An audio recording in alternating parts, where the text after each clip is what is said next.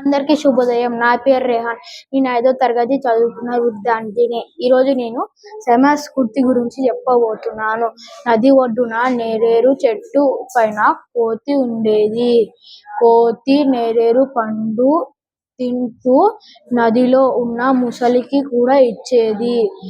నేరేడు పండు తింటూ కోతి గుండె మధురంగా ఉంటుందని ముసలి తినాలని పన్నాగం పన్నింది. ముసలి కోతిని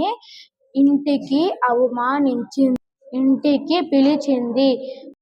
ముసలి నది మధ్యలో కోతికి అసలు విషయాన్ని చెప్పింది.